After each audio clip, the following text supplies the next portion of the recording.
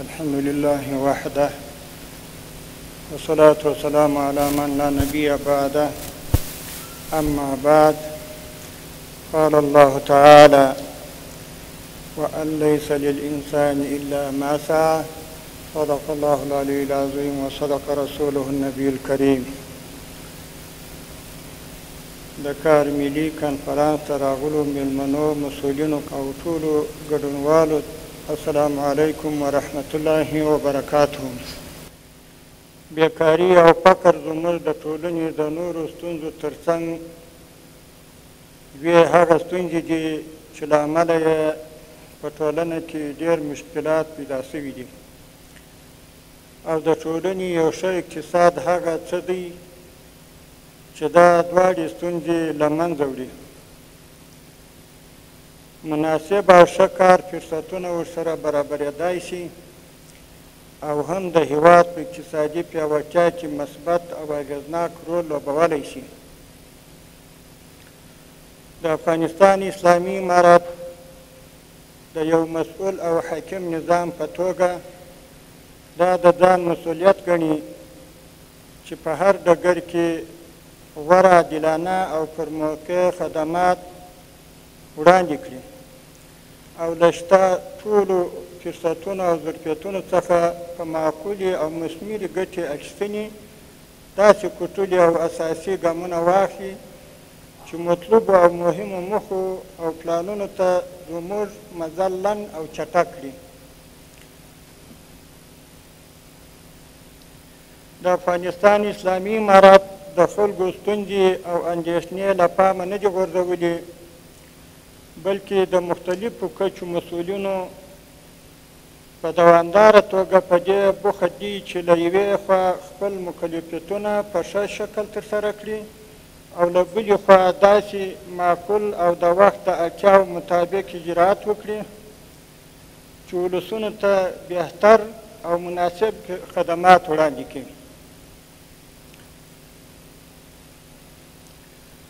درنو ګډونوالو، د افغانستان جغرافیوي موقعیت ته په کتو دا سیمې هڅې کېږي چې له دې څخه په سالمې او په مثبتې ګټې اخیستنې خپل هېواد د جنوبي او مرکزي اسیا وصل په نقطه بدل کړو.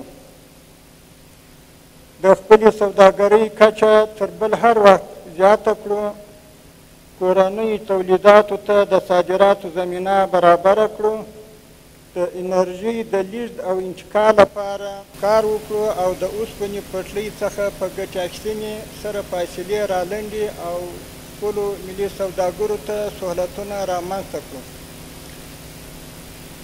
تر څنګ یې د بهرنیو پانګوالو د تشویق او ترویج سبب او دې ته یې وهڅوو چې په افغانستان کې پانګونه وکړي. په یادو ټولو مواردو کې مو کوشش دا دی چې په مستقیم او غیر مستقیم ډول کارموندنه او کارپنځونه رامنځته شي او هیله لرو چې په پایله کې به یې زموږ ګڼ شمېر هېوادوال د خدماتو پر عرضه او دندو بوخت شي. قدرمنو حاضرینو، تاسو ته ښه څرګنده ده چې د افغانستان اسلامي امارت د اقتصادي پیاوړتیا، د هېواد د ځان بساینې، د بیکارۍ او فقر د کچې کمولو او هم خپلو خلکو ته د کاري فرصتونو د رامنځته کولو په منظور زیات شمېر بنسټیزې او ټولګټې پروژې په لار واچولې چې ځینې بشپړې او زیات شمېر یې تر کار لاندې دي او زموږ افغان کادرونه لګیا دي شپه او ورځ له شته او محدودو امکاناتو څخه په ګټې اخیستنې هغو خوبونو ته تعبیر وربښي چې ناممکن او یا هم له تصوره لرې بلل کېدل. تاسو ولیدل چې د کوشتپې کانال ملي پروژې لومړی پای ته ورسېد او په دوهم فاز یې په سرعت کار روان دی. د فراه بخش آباد بند تر کار لاندې دی. د آمو دریا او کشکرې د نفتو د استخراج چارې په عادي ډول روانې دي. د معادنو د استخراج په برخو کې مثبت ګامونه اخیستل شوي او په دې برخو کې د کورنیو او بهرنیو کمپنیو او شرکتونو له لوري د سرمایه ګذارۍ لیوالتیا زیاته شوې ده. د ملي تدارکاتو کمیسیون کې ګڼ شمېر مهمې او لومړیتوب لرونکې پروژې تاییدیږي. زموږ پولي ثبات د سیمې او ګاونډي هیوادونو په پرتله د پام وړ ارزښت ساتلی. د تاریخ په اوږدو کې لومړی وار دی چې ملي بودیجه مو له کورنیو عوایدو تمویلیږي او پورته یادې شوي ټولې پروژې له همدې لارې او له همدې عوایدو تطبیق او اجرا کیږي. له اداري فساد سره قوي مبارزه شوې او د کوکنارو کښت صفر ته نږدې شوی دی. د څو محدودو کلونو په تېرېدو او د دې ملي پروژو په تطبیق سره چې زرګونه انسانانو ته یې د کار زمینه برابره کړې ده، باوري یم چې په ټولنیزو اقتصادي او سیاسي برخو کې به د پام وړ پرمختګ ولرو او د ودان افغانستان شاهدان به واوسېږو انشاءالله. د افغانستان اسلامي امارت د هیواد د ملي ګټو د متقابل احترام په پام کې نیولو سره د نړۍ له ټولو هیوادونو سره مثبت تعامل ته چمتو دی او په دې برخه کې یو خپل مسؤلیتونه هم ترسره کړي. زما پر نړیوالو باندې دا غږ دی چې د افغان ولسونو د ستونزو په درک کولو سره